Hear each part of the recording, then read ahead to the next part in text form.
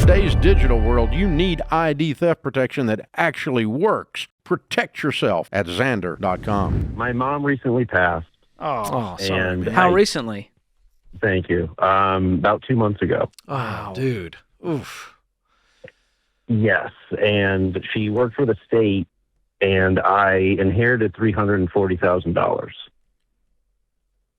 And at that time, everything is very disorganized. She didn't have a will, so I ended up becoming the voluntary administrator because she doesn't have a lot of assets. So the only thing that's getting distributed is life insurance, and now we found out there's a pension as well. And when I came to the $340,000, I was being pressured to divide it up between my two younger sisters. So my mom had me when she was a teenager, got the state job, signed up this paperwork for the life insurance back in 2000, and probably forgot about it. And she has the pension that she's divvied up between my siblings, my two sisters, and myself. So now I'm being pressured to divvy up this money, and Who's I really pressuring was you? on board for that. Who's pressuring you? My grandfather and my mother's ex-boyfriend. Oy. Your grandfather, which is presumably your yeah. mom's dad, Yes. and then the ex-boyfriend? Yeah, so my mom originally wanted my youngest sister, the 16-year-old, to go and live with him instead of her father because he's not that great of a man. He ended up abusing me and her when we were younger. Oh, man. So, and he financially abused me. So that was the other thing, is she doesn't want him having access to my sister's money. Okay, So I my interrupted plan- you. Sorry. So you were saying, I'm feeling pressure, but... Well, I'm feeling pressure, but I did want to give them money. And then we were taking care of my mom's dog, and the dog attacked me and my 2-year-old son. We had to go to the hospital. It was a really traumatic event. Like, honestly, worst experience of my life. I wouldn't wish that upon anyone. And I wasn't met with any humility or even care for my son. They were making accusations that I instigated the dog attack. After it was proven that I didn't make it up. The sisters? At first. The sisters were... Yes, the sisters. And I'm sorry, Yeah, so they were... did you say a moment ago, I didn't want to give them money, or I did want to? I did. You did want to? Okay. Yes. And then the dog then- incident happens. They treat you like crap. Yeah, and then it just like is a mirroring of my entire childhood where I'm treated like crap by everyone, and I don't want to give someone $100,000+ to treat me like crap the rest of my life, especially when, like, literally weeks ago, I was trying to figure out how I'm going to put food on the table. Like, I run a small business, and it's really tough this year. You know, I run a service-based industry. It's a luxury service, to be honest with you, washing windows. So not many people have that money in their pocket this year. So kind of struggling, and then we come into this money, and I'm going to divvy it up, and then I get attacked, and they're treating me very poorly, not even caring about my 2-year-old son. And then once they find out that there's money involved, one of my sisters has changed her tune, and she's now nice. And my mom always said that she was two-faced. And my 16-year-old sister that I was really trying to, like, set trust up for has gone, like, no contact with me, and everyone says that she hates me. Well, that decision got real easy. So let's walk through the options here.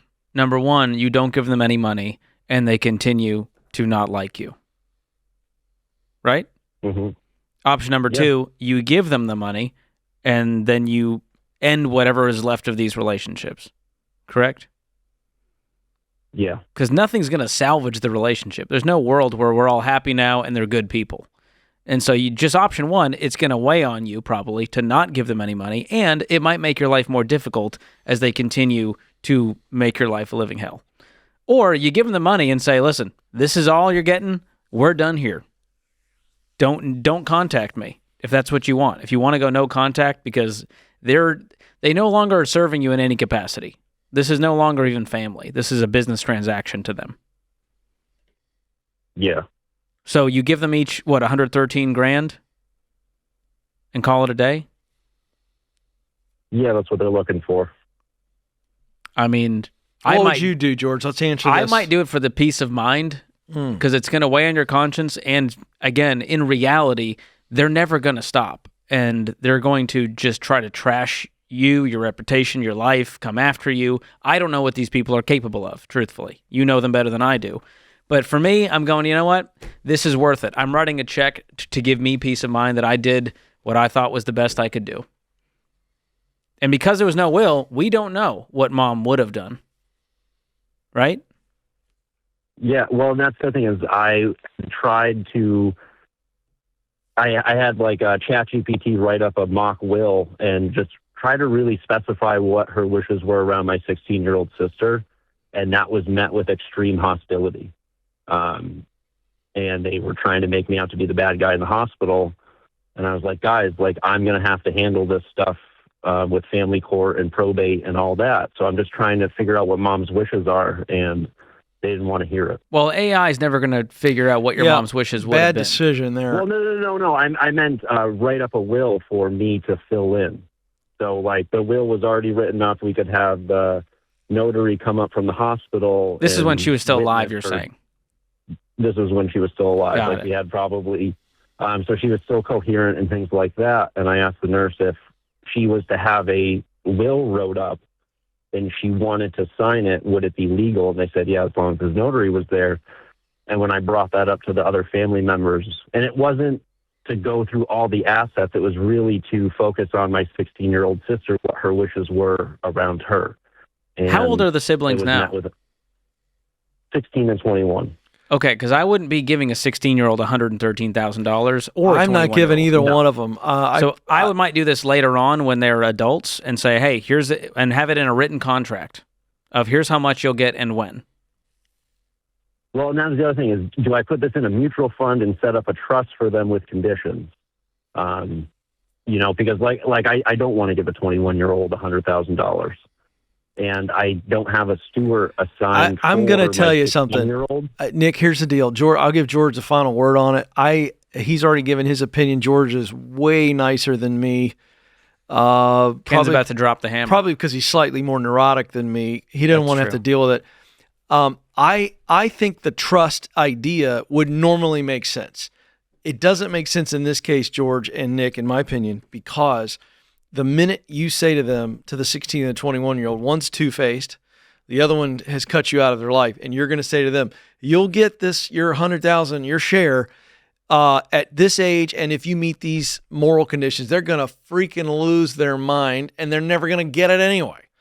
And I think your gut is the one you go with here, and I think you were thinking at first, I'll give them something, and now I don't think that makes any sense. And I'm going to go extreme. I think it's extreme. But I think in this case, it calls for that. I cut them both out. There's no way you're going to be able to ever figure out what mom wanted. She didn't take care of it. She made it your problem. You stepped up like a good son. You're a good man. You're going to make the best use of that money. I'd be okay, George. I'd sleep very well at night, not giving them a nickel. And you're sure, Nick, there's no legal obligation here to give them anything because there was no will? No. The courts decided it should all go to you? The $340,000 is all life insurance money from her work. And you were the sole beneficiary? Sole beneficiary. And why was that? Why did she do that? Because of your age? I was her only child when she first got the job. Okay, so she just kind of never got around to changing it might be the real reason. Yes. Versus if she was able to today, would she add them as beneficiaries? We don't know. We can't play that game. That's the question mark. So, I don't know, man. This is a real tough personal decision. You got two options. I don't think either one is wrong. I wouldn't fault you for either one, but I don't know. Peace of mind is worth something. So I would just think about that. You know these people better than I do. The best ID theft protection comes from Xandr. Real monitoring, full restoration, no fluff. Learn more at Xandr.com.